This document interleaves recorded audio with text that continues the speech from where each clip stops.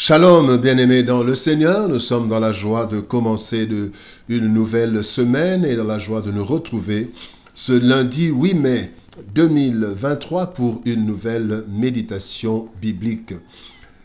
Nous vous saluons au nom de notre Seigneur et Sauveur Jésus-Christ. Nous allons lire un texte dans les psaumes. Psaume 56, verset 4, nous lisons dans deux versions. Dans lui second, il est écrit « Quand je suis dans la crainte, en toi je me confie ». Deuxième texte, deuxième version, Parole de vie 2017. « Mais quand j'ai peur, je mets ma confiance en toi ». Bien-aimé dans le Seigneur, la crainte, c'est le fait d'envisager par la pensée quelqu'un ou quelque chose comme devant être nuisible, dangereux. La crainte est inhérente à la vie humaine. C'est une chose naturelle. Cela est dû particulièrement, d'une part, à l'ignorance de l'avenir et d'autre part, à la limitation de nos connaissances et capacités. Nous ne savons pas ce qui va arriver et nous ne savons pas si nous pourrons y faire face. C'est ce qui engendre la crainte. Nous ne pourrons jamais éliminer totalement la crainte de notre existence et de notre nature humaine. Cependant, le texte du jour nous montre l'attitude à adopter lorsque la crainte nous visite. Voici quelques leçons tirées de ce texte. D'abord, première chose, parlons de la crainte qui est humaine. La crainte est humaine. Dans 1 Samuel chapitre 28, verset 5, la Bible dit « À la vue du camp des Philistins, Saül fut saisi de crainte, et un violent tremblement s'empara de son cœur. » Bien-aimés, certains scientifiques estiment que la crainte provient de notre inconscient, qui nous rappelle, cet inconscient, qui nous rappelle que nous sommes vulnérables et que nous risquons d'être anéantis par une personne ou par une situation quelconque. À ce sujet, il est écrit dans Job chapitre 14, verset 1, « L'homme né de la femme, sa vie est courte, sans cesse agitée. » La vie de l'homme est agitée.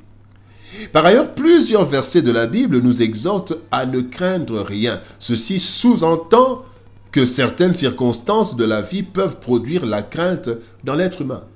Et c'est le cas dans ce texte que nous avons lu, c'est le cas de Saül, roi d'Israël. Et Saül, roi d'Israël, a tremblé devant l'ennemi.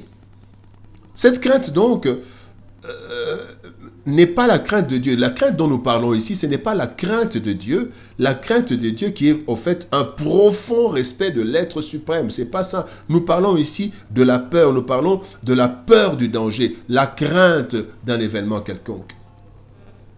Donc c'est la première leçon. La crainte, bien-aimée, est humaine. Les grands ont eu de la crainte. David a eu de la crainte. Il s'est caché. Abraham a eu de la crainte. C'est humain. Deuxième leçon, ce que la crainte peut engendrer en nous.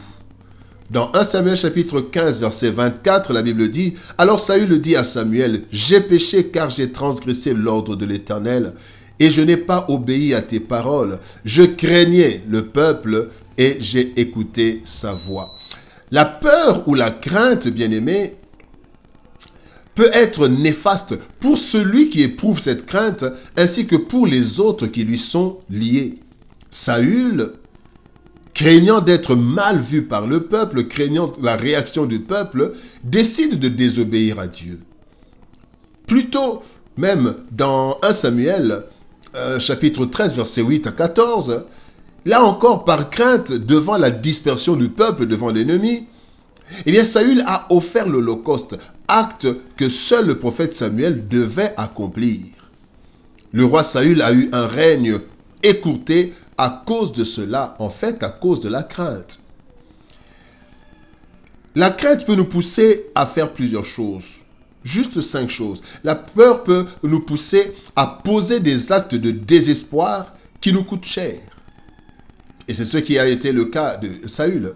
La crainte peut nous pousser à rejeter certaines personnes et ainsi briser la loi de l'amour. On rejette celui parce qu'on dit qu'il est sorcier, elle est sorcière, on rejette elle, et là on brise la loi de l'amour et on entre en conflit avec Dieu. La crainte peut nous pousser à emprunter des chemins obscurs comme l'occultisme. Ceux qui sont entrés dans l'occultisme, dans la magie, c'est par crainte de l'avenir, par crainte de perdre. La crainte peut nous pousser à refuser d'avancer ou de prendre certaines initiatives. Salutaires pourtant, mais on a peur et on ne prend pas les initiatives. Et enfin, la peur, la crainte, la peur peut nous retrancher, peut nous pousser à nous retrancher, à nous replier sur nous-mêmes et ainsi nous nous écartons du monde. Voilà quelques effets de la crainte. Mais maintenant, dans la troisième leçon, voyons l'attitude parfaite devant la crainte. Exode 14, verset 14. L'Éternel combattra pour vous et vous gardez le silence. La crainte, bien-aimés, s'était emparée du peuple d'Israël devant la mer Rouge et les chars de Pharaon venaient. Avant que ce peuple ne pose des actes qu'il allait regretter plus tard, Dieu donne une parole de réarmement à Moïse. Gardez silence. Ici, cette expression doit être comprise comme le fait de placer sa confiance totale en l'Éternel. Certes, le Seigneur ne nous pousse pas à une passivité ou à une inconscience face aux dangers, face aux situations difficiles qui peuvent survenir. Mais ce qu'il nous demande, c'est d'avoir une attitude de confiance. Je me confie en Dieu. Une attitude de confiance. Et cette attitude de confiance est dictée par ces quelques vérités. 6 vérités qui dictent notre attitude de confiance. D'abord, nous devons savoir que ce qui nous dépasse ne dépasse pas Dieu. Luc chapitre 18, verset 27. Jésus répondit, « Ce qui est impossible aux hommes est possible à Dieu. » Deuxième vérité qui doit dicter notre prise de notre confiance en Dieu, c'est que nous ignorons souvent nos vraies capacités cachées en nous. Dieu dit dans Juge 6, 14 à Gédéon, « Va avec cette force que tu as. » Donc nous avons une force en nous parfois que nous ignorons.